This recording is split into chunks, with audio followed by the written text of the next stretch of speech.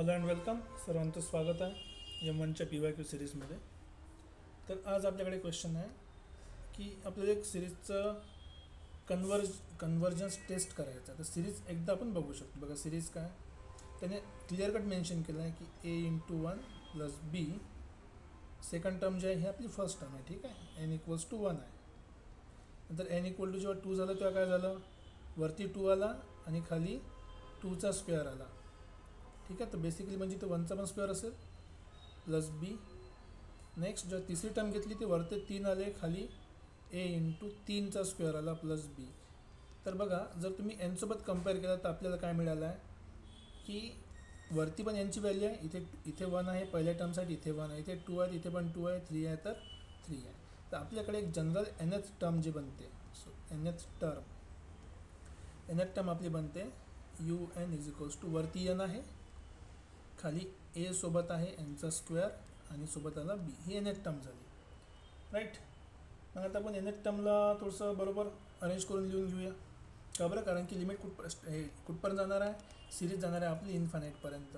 तर इन्फानाईटसाठी आपण डायरेक्ट तर सॉल्व करत नाही, आपण काय करणार, त्याला थोडं बरोबर लिहिणार. un = n. इन्फिनिटीची व्हॅल्यू आपल्याला माहिती नाही कारण की n टेन्स टू इन्फिनिटी आहे, तर याला कॅल्क्युलेट नाही करतात. तर आपण त्याचा रेसिप्रोकल घेऊ. तर 1/n काय होणार, ॲप्रॉक्सिमेटली 1/∞, आणि याचा आन्सर जवळपास काय असते 0. तर आपल्याला 1/n पाहिजे. या ठिकाणाहून मी n² कॉमन काढेल, तर मला मिळालं a + b/n², right. He term मिळाली. आता इथून एक n कॅन्सल होईल, तर आपल्याला जी मिळाली ती आहे un ची term 1/n times a + b/n². He term मिळाली, राईट. सिम्पलचं काम आहे. आता या क्वेश्चनला आपण सॉल्व करायचं आहे. कंपॅरिझन टेस्ट करायला सांगितले, कन्वर्जन्सची चेक करायची आपल्याला. कंपॅरिझन करू करायचं असेल तर पण मी काय करतो, याला सिम्पली 2 टर्ममध्ये सेपरेट करतो. की एक माझ्याकडे un आहे 1/n a + b/n², आणि इकडे दुसरी टर्म आहे, समजा vn पकडतो, ती आहे माझी 1/n. असं का बरं केलं, कारण की जेव्हा मी या दोघाला डिवाईड करेल तर हा 1/n काय होणार, कॅन्सल होईल. आणि जेव्हा 1/n कॅन्सल होईल तेव्हा मी त्याला सिम्प्लिफाय करू शकतो इझिली. सो आता जर आपण याला सॉल्व करणार असेल तर आपण काय घेऊ, limit. So let's take limit n tends to infinity. वरती आपल्याकडे आहे un डिवाइड बाय काय vn, ठीक आहे. un ची व्हॅल्यू किती आहे, 1/n टाइम्स a + b/n², ठीक आहे. आणि डिवायडेड बाय un ची व्हॅल्यू 1/n. तर हा 1/n आणि 1/n झालं कॅन्सल, राईट. तर बेसिकली आपल्याला ही व्हॅल्यू काय मिळाली, 1/a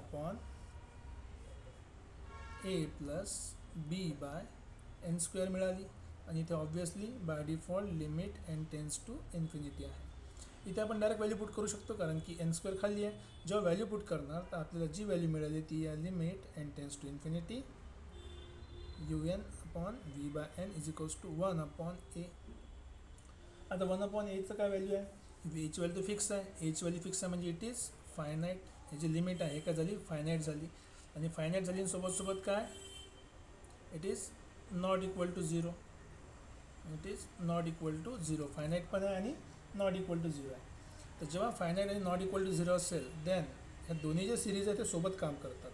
then un and vn will एक तर कन्वर्ज करेल, विल कन्वर्ज और डायवर्ज सोबतच, सायमल्टेनियसली टुगेदर, सोबत, ठीक आहे. तर मग दोघांपैकी आपण एक जरी समजा आपण चेक केलं की कुठली कन्वर्ज करते कुठली डायवर्ज करते, तर आपल्याला काय मिळू शकते, इझिली आपल्याला आन्सर मिळू शकते. तर आपल्याकडे जी सिम्पल सिरीज आहे ती आहे vn, दॅट इज 1/n. आणि ही सिरीज काय, it is divergent. It is divergent series. हे जर डायव्हर्जंट आहे तर आपण काय म्हणू शकतो की देअरफॉर un विल डायव्हर्ज. हे कन्वर्जंट आहे का, नाही. It is a divergent series, ठीक आहे.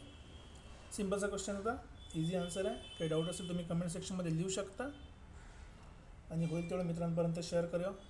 भेटूया पुढच्या लेक्चरमध्ये पुढच्या व्हिडिओसोबत. Till then take care, bye bye.